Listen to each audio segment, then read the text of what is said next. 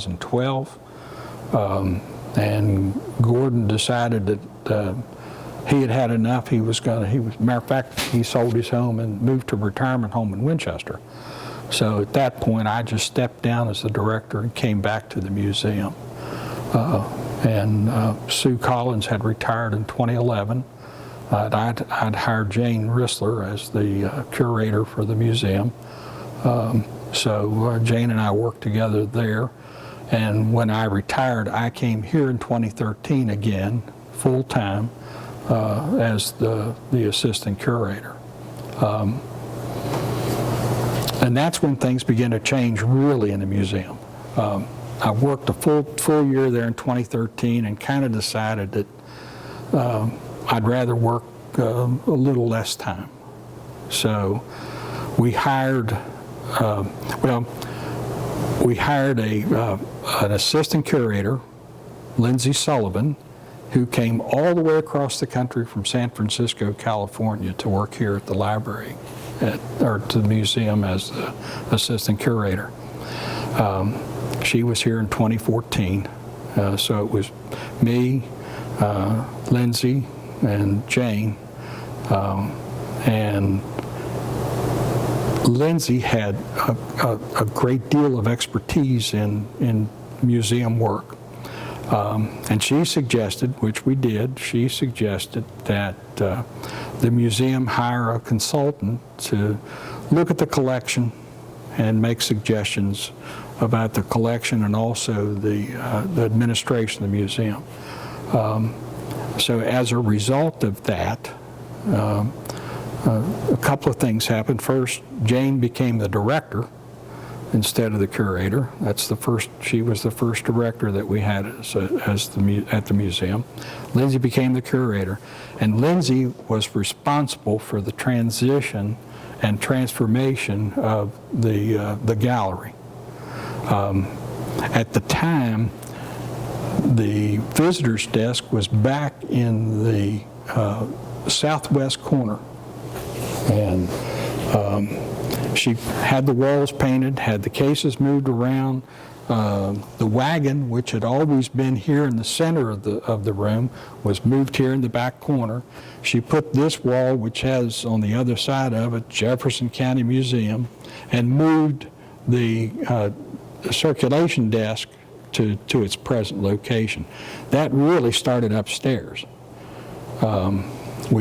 What is the significance of that wagon that you mentioned?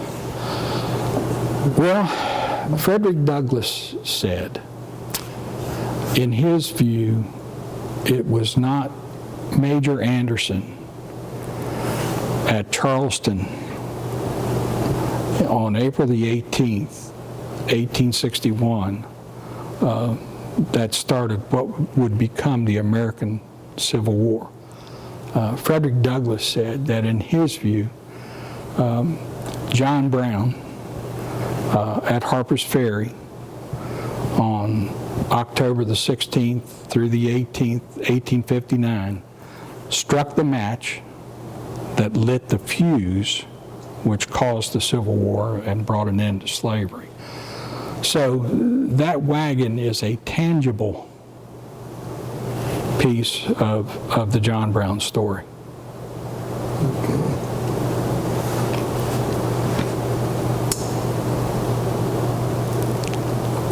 Can you,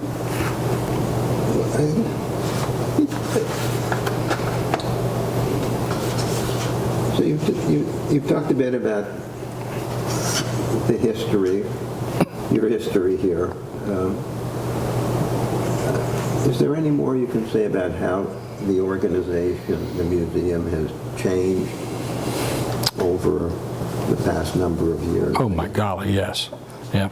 When I came here, the museum was a second-class citizen.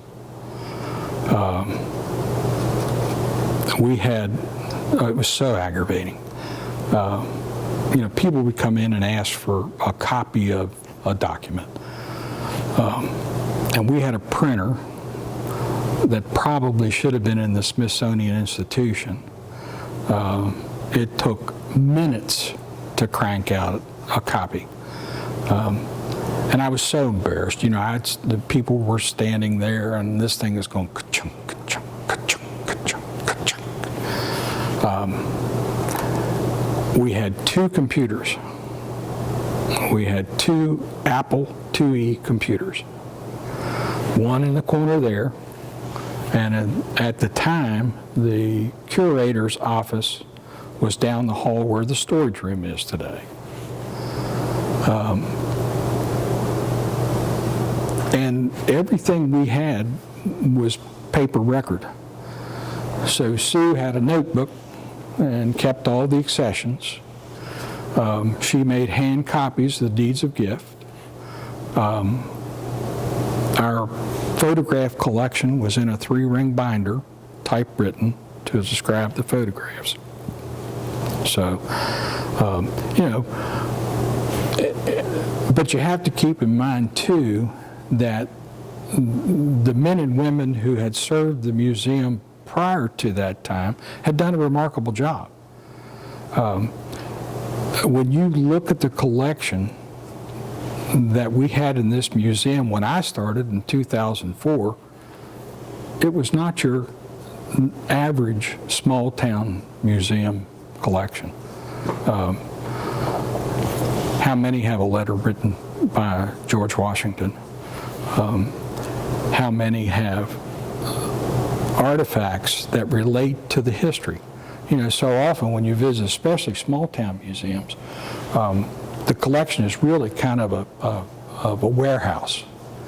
You know, it's Grandma B's lemon squeezer and a washing machine. But our collection related to the story of Jefferson County's history. But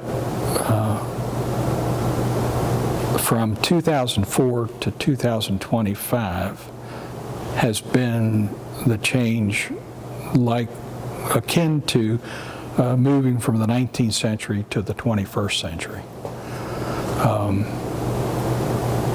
Sue knew where every artifact was stored. And it took me several years of poking. Look underneath that cabinet there. You see the sliding door? That was full of stuff. And it took me several years to open those doors, pull the boxes out, look in, see what's there, to become familiar with the collection. But today, you put a search word in the database and it kicks out where, not only what they are, but where they are. So the technology has made a big difference. Tremendous difference, John. Tremendous difference. It's made the collection much more usable. And what that does too, and Lori's taken full advantage of that, she knows what we have and consequently is able to put more things on display and change things up, which is critical in a museum setting. First year she was here, I have walked past that little copper still over there, I know 1,000 times, never thought about it. And Lori saw it and right away recognized that there was a story there. And we opened up in 2024 with the Prohibition exhibit. So the transition from the way we were and how we kept record of our archives to the way it is today is not only valuable to the public, it's valuable to Lori and whoever else will be here because they'll know what we've got and can think ahead about, okay, this is where we go next. This is something new that we can, because we've got this nice display of typewriters, but really impactful. And where does this wonderful museum get its collections from? Initially, John, local people.